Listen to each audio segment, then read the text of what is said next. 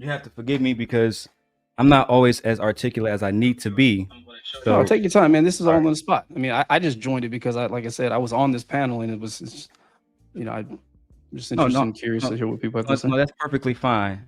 I'm gonna so Gemini, can you explain to me what black femicide is and give me some data on black women and assault? But real quick, I'm sorry, before you do It's gonna that, go. yeah, real quick, just before you do that, It's gonna we went. automatically play RM. 1 second. Black Oh, it is. femicide is Okay, a my bad. term used to specifically address the disproportionately high rates of murder among black women and girls. While femicide is broadly defined as the intentional killing of women because of their gender, black femicide highlights how the intersection of racism and sexism contributes to black women facing an elevated risk of lethal violence. This violence is often rooted in gender-based discrimination and power imbalances, compounded by racial bias and systemic inequalities. Data on violence, including assault and femicide, reveals the severe risks faced by black women. Femicide rates. Black women and girls experience a significantly higher homicide rate compared to other female demographics. They are about 2.5 to 3 times more likely to be murdered by men than white women. A large percentage of these killings are perpetrated by someone the victim knew, with intimate partners, current or former, being the most common perpetrators. For example, in 2020, 1,821 black women and girls were murdered in the United States, according to data from the Centers for Disease Control and Prevention, CDC.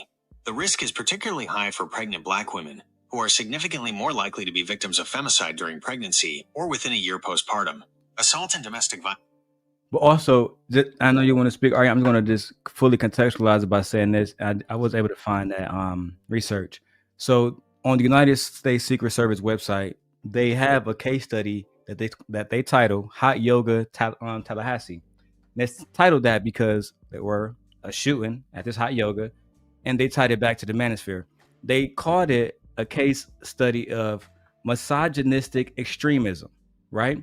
Where now the Secret Service, the ones who protect the president and the executive branch specifically, are saying that the manosphere represent misogynistic extremism and they are a national threat. What do you say to that, RM? Um, what do I say to the FBI doing that research? I'm asking. What are you asking me? Well, you're right. Let me be more specific.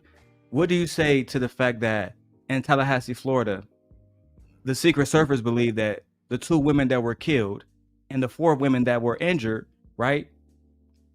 They believe that this Hmm. person was directly attached to what we call the manosphere. And in this case study, it shows that this misogynistic ideology has led to extremism.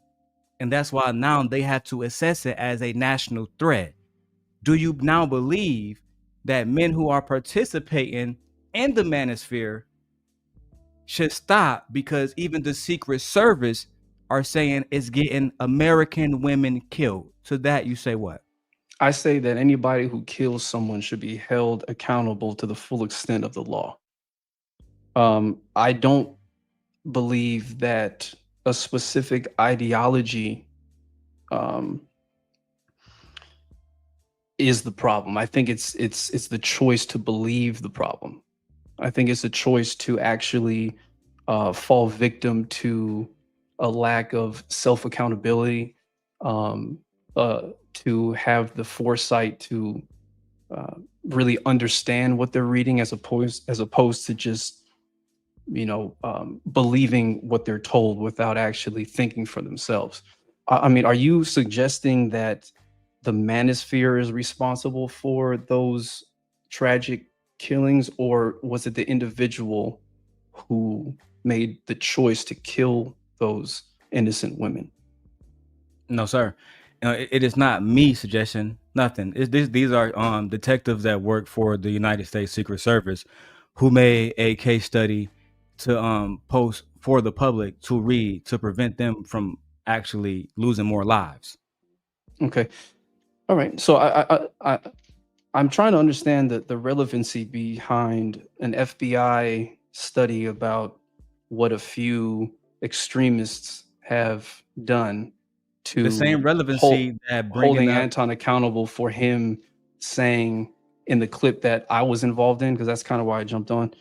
him saying that he's been mistreated by people that look like him. I'm trying to see where the bridge is. The same relevancy that it has when you brought up, because if my mind serves me right, you said that we have an epidemic in child court, correct? Yeah. Now, Do you let me not ask do you not agree with RM, that? yes, no question on this one. Sure. Right, and 100 watts, as a man, I'm going to address this to you too. Have Mhm. you ever known 2 women end up dead and 4 more injured from gun wounds because of child court? I'll start with 100 watts. Yes or no, please? Can you re-ask? Some of it broke up. Re-ask the question for me.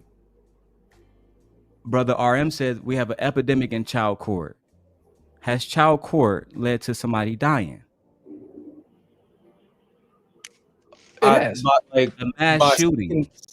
By secondhand, I'm sure it probably has been the case. I'm pretty sure correct? somebody was in child support court and the judge said something he didn't like, and then The person offed himself. you know what I'm saying? So that's a no.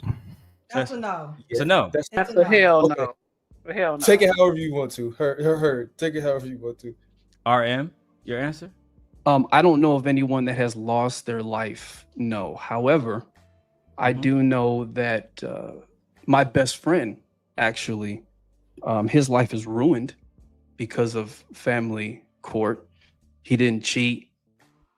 He didn't put his hands on his ex-wife. Great father. Is he alive? He's alive, yeah, but he is not the same mentally as he was. He is living below his means because he unfortunately has to pay a lot in child support. He's definitely not happy, I'll put it to you that way.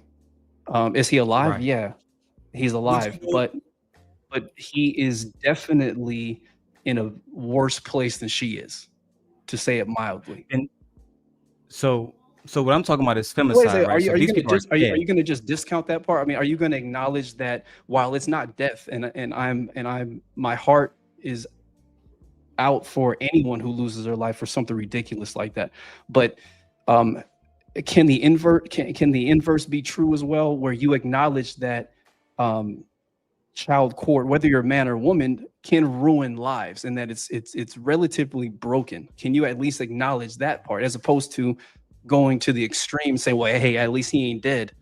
Can you just acknowledge that? Yeah, we can have that conversation. I'm happy to. So I'll tell you about my experience. And our Honey Wise, as I said earlier, you've known me longer than my wife. Please substantiate if I'm lying doing this part. Honey Wise, do you remember me talking about my daughter years ago? I do. Vividly. Do you remember the fact that I was a single father? Vividly. We had multiple conversations about that. Do you remember the fact that I would tell people that I got my daughter with an ex parte motion? I remember that. Do you know what an ex parte motion is, Honey Watts? Not to be able to define it, but I do know what you're talking about. In the child care system in every county in America, an ex parte motion gives both parents the opportunity to seek judgment from a magistrate or a judge, rendering custody concerns within 48 hours, right? So to address you now, RM, what I did years ago was I went to the court, showed them my license, showed them my lease to my home, showed them that I had income coming in, right? And you know what they said? We're going to give you at that time physical joint custody, which means that she can't make choices outside of me. I can't make choices outside of her. At the beginning, they set a default schedule of parenting time because I had the home and she had to come get our daughter, et cetera, et cetera. Now, my daughter lives here with me and my wife. So my point is this. When I talk to men about the court system, I always ask them these questions. What are you actually doing to get custody of your children? And usually it's little to nothing. And a lot of times they don't reach out to black men like myself, because I've been talking about this for years, like Honey Watts just said. And usually, Honey Watts, again, was they more concerned with talking to me about that, or were they trying to beef with me and talk shit about me? Right? It was all beef shit. So when I was addressing these different things and said, hey, I can show you how to get an ex parte motion. I can show you how to hire somebody so that way you don't have to see your baby mama. What if she has a warrant out for you? What if she has a PPO, so you can't be within 500 feet? So you still have to serve her this, right? Now you got to pay somebody to put it in transit. I can show you every step. But a lot of times they listen to the men who don't have the experience, like an Anton Daniels, a Kevin Samuels, Donovan Sharp, the Angry Man, right? A lot of these men who are just simply here grifting to black men. That's how I feel about the court system. I don't believe it's an epidemic. Usually when I talk to black men, they make excuses. I don't see no paperwork that they have that support that they should be the custodial parent. What I see is them making motherfucking feelings to me. Oh, Darrel, I feel like I'm the dad. Well, that didn't matter to me. It didn't matter to a judge that I was just a dad. What mattered was I had the right paperwork and I was able to show that when this little girl is in my custody, she's going to get the proper care that she needs to grow as a child. If you can't show that to a child, to a judge or a magistrate, I don't want to hear nothing. So did I? But did you I? do understand but you do understand that your situation is different than say my situation though, because in my situation, I don't have any situations or paperwork that would say that my children are unsafe in their current care. I do understand what you and RM are saying, and otherwise, as you said, we had that conversation already. You know what I'm saying? In situations like yours, you have women who have their shit together, right? Who have their own car. I'm not gonna talk about your big mama, but this applies to her, who have her shit together to the point where a judge cannot bang a gavel and say, give that baby to this man without and strip the woman custody. It's either split down the middle or it's going to be given to the parent that's most fit. And usually, if all of us who have children, because a woman gives birth to the child, unless you're married like me and my wife, legally that baby belongs to the mother. You have to literally establish paternity. That's something else that they don't tell you, and young black men fall for that bullshit. They go for 10 years paying child support. You're supposed to do that the moment the baby come out if you're not married, right? But there's rules to this shit, RM, and we breaking them every motherfucking day. Okay, but do you know the intricacies of the case that I was referring to with my best friend? I do not, sir. Okay, so what I noticed is that you're very passionate, and I appreciate that. You're very passionate in your anecdotal experience and experiences that you've actually spoken with other people, but your vigor and how you're explaining this makes it seem as if the situation that I was referring to fits your narrative as to what the problem is, when you don't know what the problem is. But you, with all due respect, because you're not your best friend, so even you can't validate it for me unless you bring him to the forefront and he show me the paperwork. What makes you think that I haven't? But what makes you? The point I'm making is that, again, you're very passionate, and I respect you, and I respect your platform, and this is kind of awesome that I'm on this. But the way that you're speaking, as if you know his situation could be solved by X, Y, Z. You really don't. So this kind of goes, RM, because he's not here to validate it for himself, right? But I'm speaking on his behalf because I've known him since. I respect that, right? But this how I do, and I respect that, right? But this how I rock, right? When I was in jail, other niggas can't read other niggas' paperwork for me. I got to see that man. I got to see his name, and he can speak for himself because he a man. You feel me? And I respect you speaking on your friend's behalf. But if for anybody else, maybe they'll go for that. But me specifically, I want to hear from that nigga. You know what I'm saying? If he can tell me, and because I can do that.